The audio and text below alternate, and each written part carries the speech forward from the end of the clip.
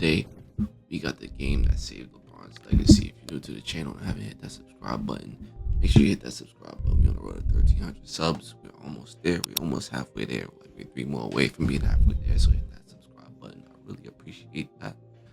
I appreciate all the people that clicked on the video. You could have clicked on any video, but you clicked on my video, and I appreciate that. That being said, let's get into it. One game to save your legacy. That's where LeBron James found himself, Yeah, down but it's 3-2 just to the so- Boston Celtics in Game 6 of the 2012 Eastern Conference Finals. 3-2. With all eyes on him, LeBron was facing overwhelming pressure to deliver. Pressure that he ironically put upon himself.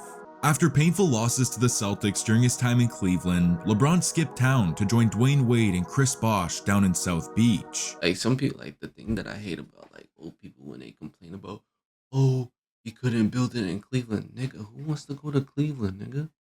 Who wants to live in Cleveland? I understand Curry did it. I understand Kobe did it. I understand Jordan did it. But this is Cleveland, Ohio. Los Angeles, Cleveland, Ohio. Chicago, Cleveland, Ohio. San Francisco, Cleveland, Ohio. What's in Cleveland, Ohio, y'all? What's in there? Put in the comment section down below. What is in there? Just That you to can't suffer build, winning and then the- it's like, oh, you could build through the draft. How am I gonna build through the draft if I keep going deep in the playoffs? You can't build through the draft. You keep going deep in the playoffs. You're gonna get a late first round pick,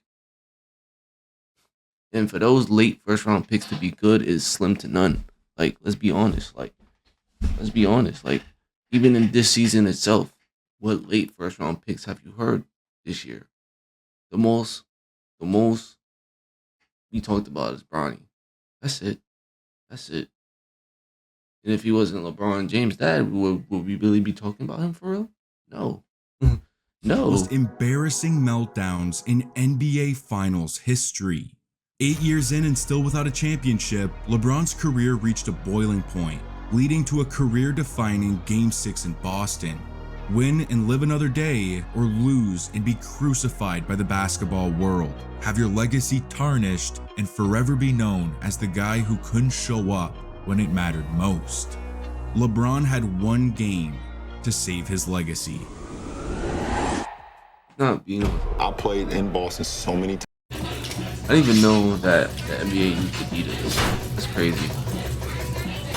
Times the history speaks for itself. But for this one time when I went to Boston for this Game 6, I felt absolutely nothing.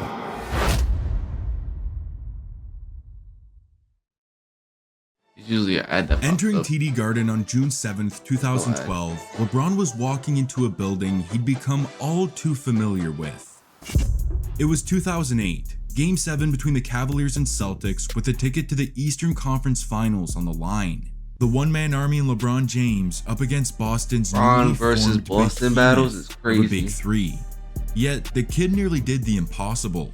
He was dynamite for 45 points. But the Celtics pulled out the win, and just 13 days later, they were be crowned going against NBA teams. champions. It's like damn. It's like they had like 3 people that can key players. After a Who finals he has, appearance the bro. previous season, it was Nobody, a second bro. round exit for LeBron, Look, followed by an How am Eastern I supposed to build through the draft if I keep going deep in the playoffs? How am I supposed to build? And it's Cleveland, Ohio. If I'm somebody in my young 20s and I'm making 8 figures, 7 to 8 figures a year, you think I want to go to Cleveland, Ohio voluntarily? If I could choose where I want to trade, you think I want to go to Cleveland, Ohio voluntarily? I don't want to go there. Send me to a big market, man. Send me to a place that got, like, that sounds good at least. Like, Conference Finals goddamn. loss in 2009. Cleveland, Ohio, bro. Little did we know that James's time in Cleveland was ticking away. 2010 looked promising though. 61 wins, the hometown kid is a back-to-back MVP, and revenge would be served in round 2. Except that didn't happen.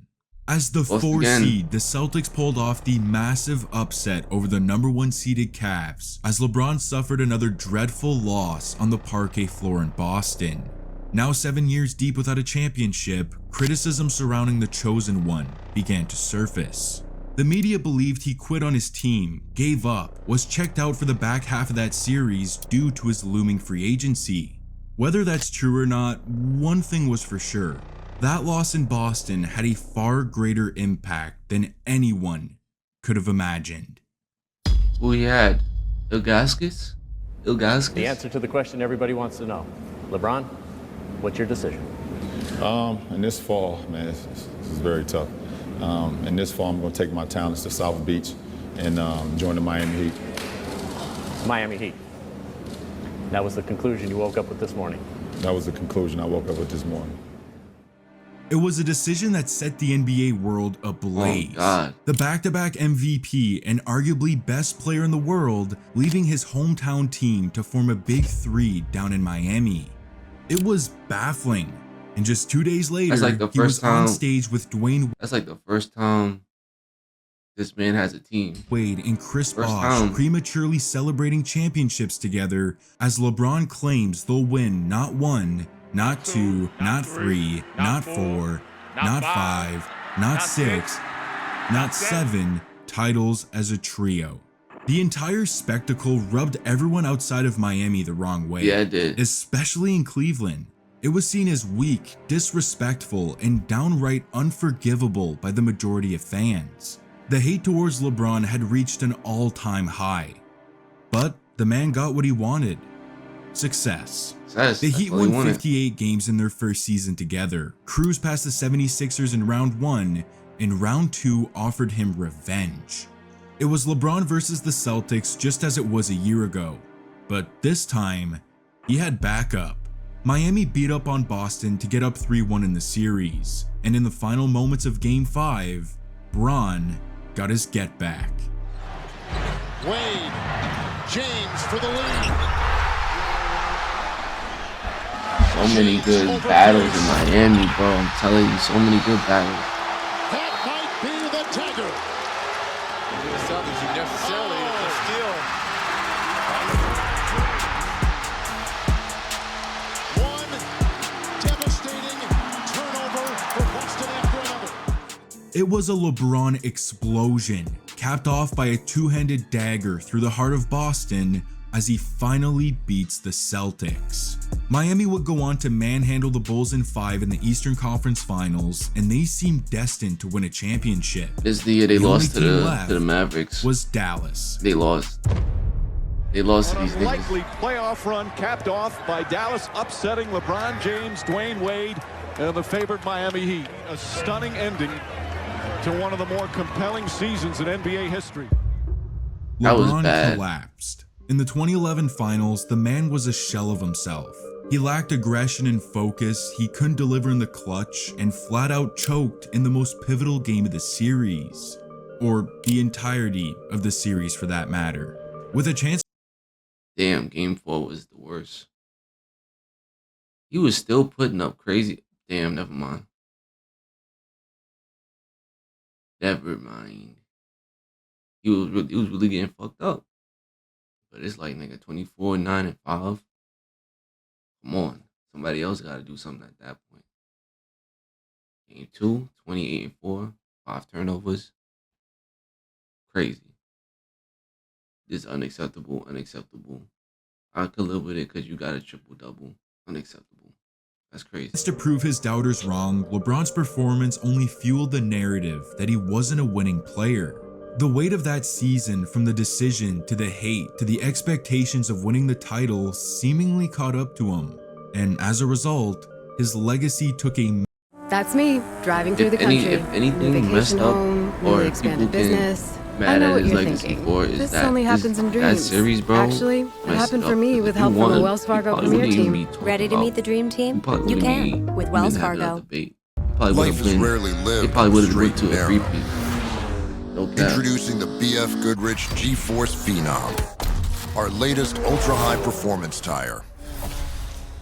BF Goodrich, what are you building for? massive blow. No cap. All eyes were on him now. He has to deliver.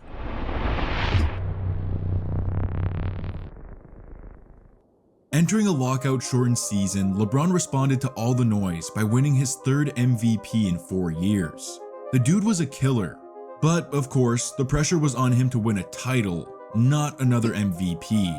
So come playoff time, he cranked it up a notch. Miami annihilated the Knicks in round 1, but round 2 got scary. After a game 1 win against the Pacers, Miami lost 2 straight to go down 2-1. And to make matters worse, Chris Bosh is listed as out for the rest of the series. There were whispers of another Miami collapse. So in a critical game 4 on the road, LeBron answered the call.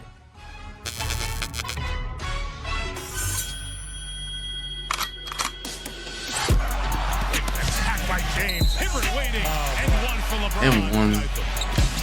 Boy Hibbert. Boy Hibbert got packed out the league once they made a rule that you can't jump forward, you can't jump backwards, you gotta jump straight up. If you don't jump straight up, it's a foul. As soon as they made that rule, useless. James attacking Barbosa, bang, and a bucket for LeBron. LeBron flexed his killer instinct with 40, 18, 9, 2, and 2 in the win to avoid a 3-1 deficit. It was an absolute masterclass. From that point on, Miami took care of business, eliminating the Pacers in 6 to return to the Eastern Conference Finals. This time, against an old foe.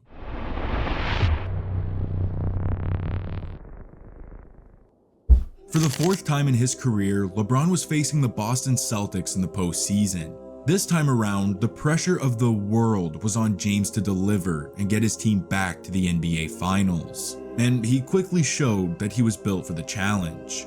With 32 and 13 from Bron, Miami danced on the Celtics with a 14-point win to go up 1-0. In Game 2, they ran it back. 34, 10, and 7 from the King as they pull out a 4-point overtime win to take a commanding 2-0 series lead. Everything was going to plan. Boston's Big Three was far older than they'd been when they beat LeBron in the past, and it now seemed like they were running out of gas. Well, at least we thought they were. Back on home court, Boston answered with wins in games 3 and 4 to knot up the series at 2, which set up a crucial Game 5 back in South Beach. LeBron came to play with his 4th 30-point game of this series. Yet Miami is down 1 with about a minute to go. They desperately need a stop. Defense. Pierce for 3. That's the truth right there, though. That's the truth right there. Boston leads by 4. With irrational confidence racing through his veins, Paul Pierce gets LeBron on the switch and proceeds to pull up in his mouth to splash the dagger 3, silencing the crowd and taking a 3-2 series lead back to Boston. Just 1 week ago, Miami had absolute control of this series. A return to the finals seemed imminent, but here they are, just 1 loss away from another cataclysmic failure. After what happened last year, a loss in these Eastern Conference Finals would be a devastating blow to LeBron's legacy. He's supposed to be the king, the chosen one, yet he's staring down the barrel of a career-defining Game 6. With all the pressure, all the expectations, and all eyes on him in a game that will forever change his legacy.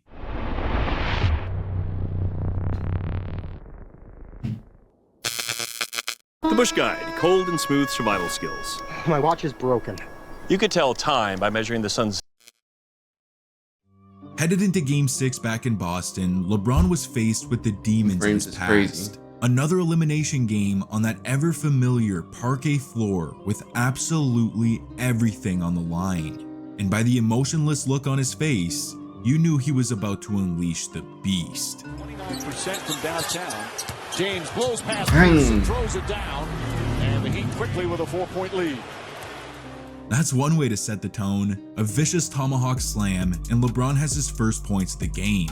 Just moments later, he sizes up Paul Pierce, drains the jumper right in his face, and then spins off Ray Allen and cashes in a ridiculous bump fade. After missing his first shot, the dude has now hit 3 straight field goals.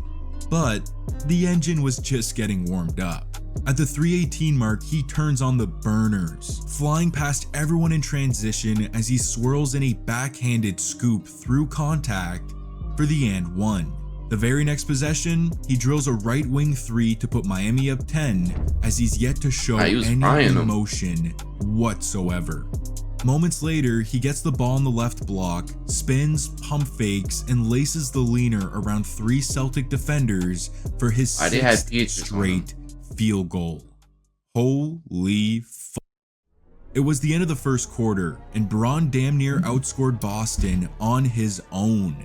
14 points on 6 of 7 shooting, and with Miami up 10 headed into the second, LeBron kept the heat on high. Paul Pierce described this series as a good old-fashioned bar fight as James hits it again. Sure, Doc Rivers doesn't want him to hesitate then. James, meanwhile, he ain't playing with him. Not playing with him. Another double-figure game. James tries again and puts it in again. Not playing with him. From the field, right now unstoppable. James again. He right now is in a special zone here in the first half. A wet jumper in the paint makes it 7 straight, that fadeaway over Petrus makes it 8, a filthy left shoulder turnaround makes it 9, and just a stupid leaning fade on the baseline makes it 10 consecutive field goals made for LeBron as he's up to 22 points on the night. The guy was a machine. He's done all of this without flinching at the fact that his entire legacy is on the line. His demeanor was one of a cold-blooded killer. It was disturbing. I mean, look at this. With 3 minutes to go in the second, these were the leading scorers for the Heat. It was the definition of a one-man army. A one-man army that was about to launch an airstrike. James comes flying in and throws it down. He ain't playing with him. 27 first half points. LeBron drops in from the rafters to punch a thunderous putback over 2 Celtics with his hand at the top square of the backboard. Sheesh. 11 straight field goals, the dude has 27 points, and he wasn't done just That's when it was unnatural. With under a minute to go in the first half, he fills up the cup with a tough step back going right for points 29 and 30 and yeah, I of still the got first half Petrus guarding him. Somebody switch. With that Why blank scared of him? expression Somebody on his switch. face. Please. It was a public execution. Miami entered halftime with a 13-point lead, and the only reason Boston is somewhat in this game isn't because of Pierce, Garnett, or Allen. It's thanks to a young Rajon Rondo, who's got 19 in the half. But that was nothing compared to what LeBron did. 35-2 on a scorching 12 of 14 from the field.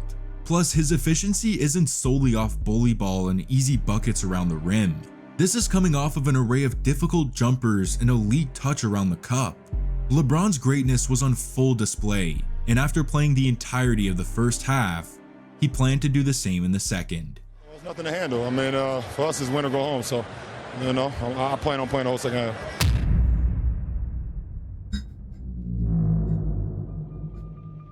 That game I had in Boston, game 6, down 3-2. A 30-point first half. It got to a point where I was just out there trying shit, one leg off the wrong foot. Falling away, gets that to go. Every time I was shooting, it just felt so perfect, and it was barely touching the net. Like going straight through like a bird, just go straight through the water. Falling away, gets that to go. Trying to poke it away, and James floats it in. Jab steps on Petrus. Now the jump shot. That's been going in all night long. He's got 36 points, 15 of 20 from the field. 15 of 20. Are we for real? A one-legged fader off the wrong foot off glass over 2 defenders straight out of halftime? Oh yeah, he's still in the zone. Later in the quarter, he rises right in Petrus's grill for the jumper for his 36th point of the night to put the Heat up 15. But Boston wasn't going away so quietly. With just under 3 to go in the third, Petrus puts back the Pierce miss, and the crowd roars as they cut the lead to 10. The Celtics are energized once again, but not for long. Crowd back into it again. And I'm not a fan of how they're playing right now offensively. James for 3, does it again, 39 points, and Miami back up by 13. LeBron countered with a laser beam 3 to silence the crowd and push the lead back to 13. The King had ice water in his veins, and he hasn't even sat on the bench yet. Steve, you always buy books, but I never see you reading. Paperweights. Hey, do you mind getting this? Because I only have euros. My pleasure, because I earn unlimited 2% cash back. We split that. No. Unlimited 2% cash back. The Wells Fargo Active Cash Credit Card. Crazy. Warn when it counts. Arc'teryx. He was giving Boston no chance to breathe. Moments after LeBron hit that three, ESPN comes back from commercial break to this demon absolutely locked in. This is the face of a man possessed, laser-focused tunnel vision with absolutely everything at stake. It's as if he was emotionally detached from this game. I mean, you know how LeBron is known for working the officials throughout his career? Well, this game he was a silent assassin. No complaining, no flopping, it was just straight business. At the 30-second mark, Bron pulls a quick pickup jumper and laces it for his 41st point of the night in the third quarter, as he's headed into the fourth with a stat line of 41, 10, and 3, with Miami leading. And then the third too, that's crazy. In the final quarter, the King put the finishing touches on his masterpiece, drilling a jumper over KG, and then Wade hits him on the back cut for a lefty finish to push the lead to 25. The TD Garden is silent. Now they go to Miami. Finally, at the 3:11 mark of the fourth, with a 22-point lead, LeBron takes his first rest of the night as he finishes the game with a final stat line of 45 points, 15 boards, and 5 dimes on 73% shooting, becoming just the second player in league history to put up 45, 15, and 5 in the playoffs since Wilt Chamberlain in 1964, and the first to do it in an elimination game. With the weight of the world on him, LeBron single-handedly put the game out of reach by the fourth quarter, emptied the TD Garden before the final buzzer, and saved his legacy in what is quite possibly the greatest performance of his career. And as he left the crime scene, Celtics fans booed and heckled him on his way back to the locker room, with one even pouring beer on top of his head. LeBron's reaction was once again, nothing. The King had officially arrived. Shot clock down to 5. James fires a three. Bang! LeBron James and the Heat's dreams of a championship still very much alive. The Miami Heat are once again NBA champions. LeBron James captures that elusive title he so desperately coveted. Given everything you've been through, when the clock hit triple zeros, what's the first thing that ran through your mind? It's about damn time. It's back-to-back titles for the Heat. Their 2013 NBA championship resides once again in Miami. It's over. It's over. Cleveland is a city of champions once again. That was the greatest ring of all time right there. That's the greatest ring of all time right there. I can't even lie, bro. Coming back from a 3-1 from the greatest, from a 79-3 team. Cleveland, this is for you. Oh.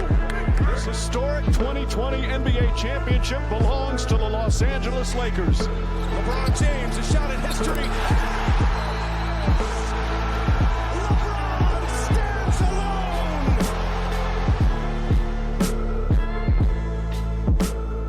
But yeah, man, if you made it to the end of the video, you obviously liked the video, so you obviously got to subscribe. Make sure you hit that subscribe button. We on the road to 1,300 subs. It's your boy Johnny Finesse, and I'm going to see you on the next video.